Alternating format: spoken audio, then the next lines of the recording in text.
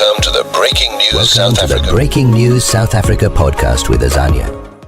Hi there, and welcome to another episode of Breaking News South Africa podcast. I'm Azania, your host, and today we're diving into a hot topic that's been making waves in the headlines lately: South Africa's possible removal from the African Growth and Opportunity Act, or AGOA. Yup, what could this mean for our economy, our people, and even our place on the global stage? There's a lot to unpack, so let's get into it. Joining me today is Carolyn Lovu, an esteemed economist and political analyst with deep insights into trade relations and South Africa's foreign policy. Carol, welcome to the show. Thank you, Azania. It's great to be here to discuss this important issue. So let's start with some context. AGOA has been a cornerstone of US and African trade relations. Carol, can you explain what AGOA is and why it's significant for South Africa?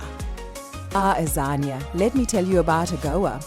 It's the African Growth and Opportunity Act, a US trade program that lets African countries, including us, export certain goods to the States without paying duties. So, for South Africa, it's been a real boost. I mean, we've sent billions worth of exports over there, and it's created jobs for tens of thousands of people, especially in industries like car manufacturing and farming.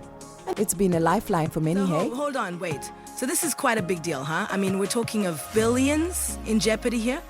Yes, Azania, you are quite right. However, AGOA is not a purely economic relationship. There are conditions attached to it. For example, beneficiary countries are supposed to be in line with US national security and policy interests. Our current military, a cooperation with Russia, has raised questions as to whether we are still meeting those conditions. And those questions seem to have sparked serious consequences. The potential removal from AGOA has caused quite a stir. Absolutely. If South Africa were removed, it could jeopardize an estimated $660 million in exports annually. But beyond the numbers, it's about our global positioning. Do we continue relying on Western trade agreements, or do we pivot towards strengthening ties with countries like Russia and China? So this looming threat is from none other than the incoming US President Donald Trump, right? Yeah. I mean, as per reports in the US media, key Republicans are already being the incoming Trump administration to kick South Africa out of lucrative trade arrangements. This would be a great pity. I don't know, in fact, how the trade would continue if you don't use the ports of South Africa. If you don't use the cargo system, if you don't use the logistics and the financial payment systems, and the banking institution. So I'm not quite sure what is meant by excluding South Africa. I also point out that of the 50 critical minerals that the United States uses in a range of manufactured products, including in the automotive sector, 15 of those minerals are from South Africa. And so I think this, for me, just indicates that the strategic relationship will continue. And let's talk about the economic stakes. AGOA is set to account for about 21% of South Africa's GDP. That's a significant contribution. But is it irreplaceable? It's important to note that while AGOA is valuable, the US is also South Africa's largest foreign investor, with investments worth about $1 billion. These investments create jobs and help develop key industries. Losing AGOA could lead to job losses and economic instability, particularly in export-reliant sectors. That said, some argue that the US might lose more than we do. South Africa is a critical economic hub in Africa, and cutting ties could harm their own strategic interests in the region. So, we're looking at a double-edged sword, a loss for both parties.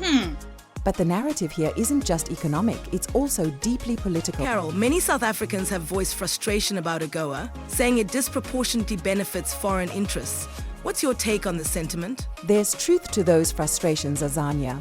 Many argue that the benefits of AGOA are unevenly distributed, with white-ownednesses and industries gaining the lion's share, while black communities remain marginalized. Yeah.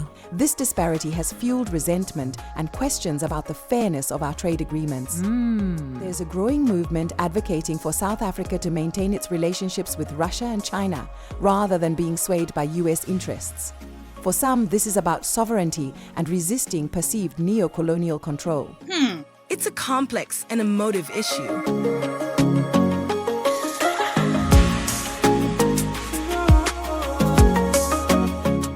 Breaking news, South Africa podcast listeners. Today we're diving into a hot topic that's been making waves in the headlines lately. South Africa trade under the AGOA could be affected. Under the Trump rule in South Africa could also lose tens of thousands of jobs. Participating countries are required to meet a set of conditions to qualify to trade under the program. And to our listeners, what are your thoughts on AGOA and South Africa's foreign policy direction? Join the conversation on our social media channels or email us at breakingnews@sappodcast@gmail.com. Joining me today is Carol. She's an esteemed economist and political analyst with very, very deep insights into trade relations in South Africa's foreign policy. And Donald Trump, Trump is stirring things up. The Trump administration, some of the high-ranking Republicans have already shared their concerns over how Pretoria is leaning away from Washington's positions in several ways. For example, the Republic Senator Jim Risch, who is a high-ranking member of the Senate Foreign Relations Committee, has spoken to the US media, telling them how South Africa's differing positions have an impact, on the country's national security.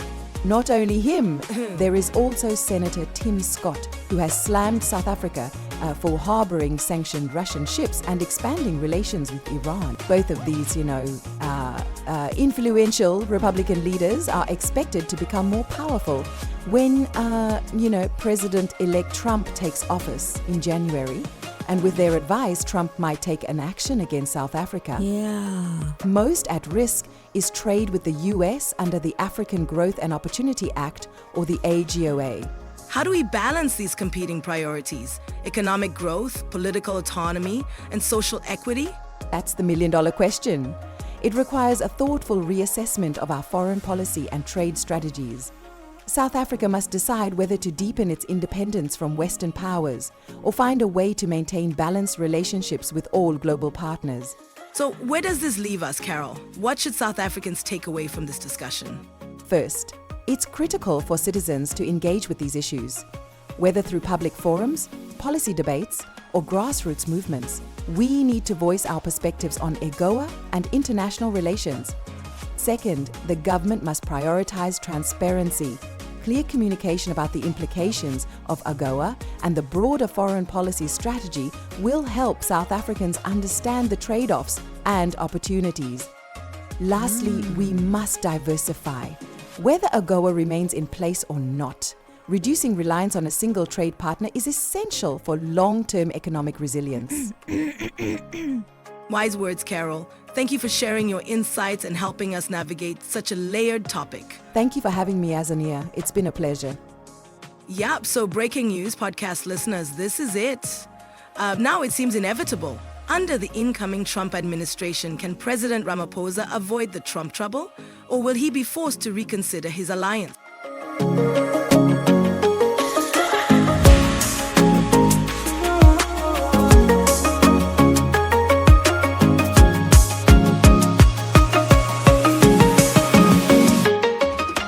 There are reports that some key Republicans are already pushing the incoming Trump administration to reconsider South Africa's place in important trade deals, like the African Growth and Opportunity Act, unless the South African government changes its stance on issues like Russia, China, Iran, and Israel.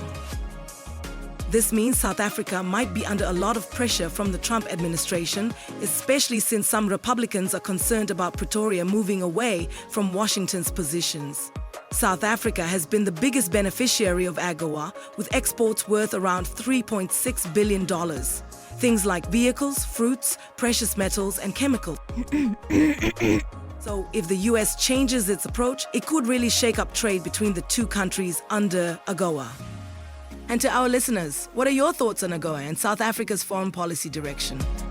Join the conversation by reaching out on social media or leaving a comment on our website.